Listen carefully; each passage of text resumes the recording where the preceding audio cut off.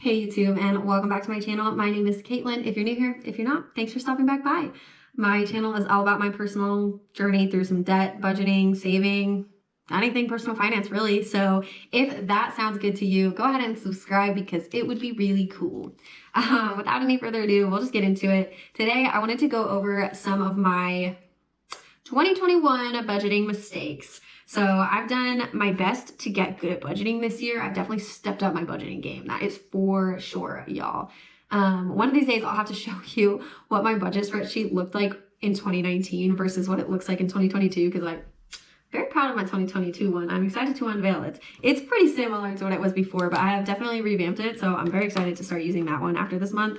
But anyway, I have kind of three things that I think did not go that well on my budgeting front. And the first and worst was how I handle cash in my budget. So I hate getting cash because then I have to figure out, do I want to put it in my spreadsheet? Do I not want to deal with it? Do I want to call it free money? Shouldn't I track it though? Like it was income, but like, oh, but if I don't track it, then I can just like blow it on whatever I want, right? So yeah, cash is like a stressor for me. So anyway, I usually like getting like checks and stuff. Like if I, sell something to like family or something, I'll just have them write me a check, which doesn't happen that much. But anywho, yeah. So a couple of times I got cash this year. One of those times was like $150 all at once for a focus group that I participated in, which was really cool. Definitely recommend if you're looking for some side money and you live close enough to an urban area, there might be some focus groups you could check out because they are fun to do.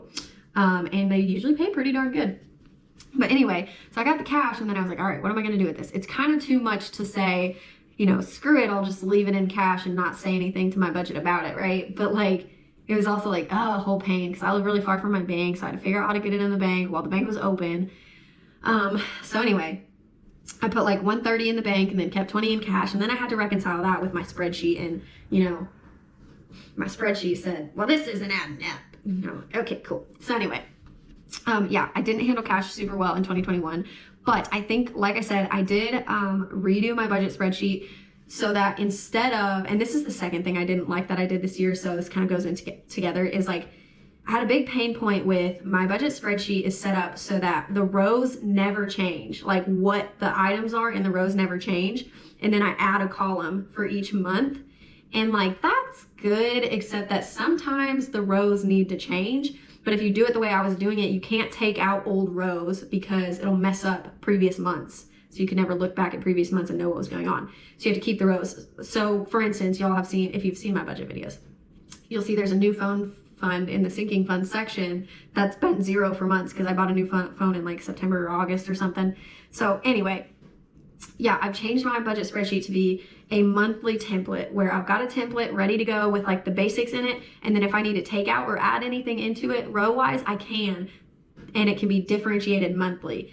So with that, I think I'm going to be able to address the cash flow problem as well. So instead of like needing, I might just do like a second, like an extra row of just like cash, dealing with like the cash monthly. So hopefully I can address cash in a more substantial way in 2022 to be able to track it better. In 2021, I probably couldn't even tell you like how much cash came in and went out because I just didn't put it in my spreadsheet most of the time. It might be in my annual like income list. I think I did write it in there, but yeah, I need to do better at tracking my cash, especially anytime it's more than like just $20 because I have been like doing more things on the side lately, like, selling clothes here and there, or like I said, I did that focus group or helping out, somebody just for a little bit of money here and there. So I definitely want to do better at cash next year.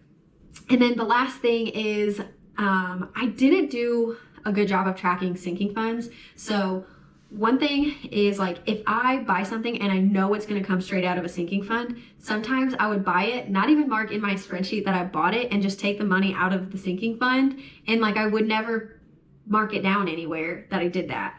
So like, I would change the total in the sinking fund on my savings page, but because I don't really share that part, like I don't share the totals of my sinking funds and stuff, I was not really like caring to like track it that well. And so like in my budget spreadsheet, you would never see like even just for November example, I bought a bridesmaid's dress and I had to take money out of sinking funds to like cover that charge. And I don't even think I really put that I bought the dress in there. I don't know. All I know is I need to do a better job of tracking like what's going on with my sinking funds. And so now, similar to how I didn't do great with cash, I am going to, like, anytime I take money out of savings, like put it into the income section for that month so that I can track anything I bought with that money. And I did it sometimes the right way, like how I would want to do it, and then sometimes I was just lazy and didn't do a good job of it. So that is the last thing, is I'm going to track sinking funds better. And with my new revamped budget spreadsheet, it does have a beginning and end balance as well in there. So that's going to help me a ton, like see, you know, over time, what am I doing with these sinking funds, hopefully. And then I get to share it with you guys a little bit better and be even more transparent about my budgeting. So yeah, those are my 3, like, oh, you need to do better, girl, in 2022. So like I said, tracking cash better. And then I fixed the issue already where it wasn't a monthly tracker. It was like an annual budget that I kept adding columns to. So now it's going to be an actual true monthly spreadsheet.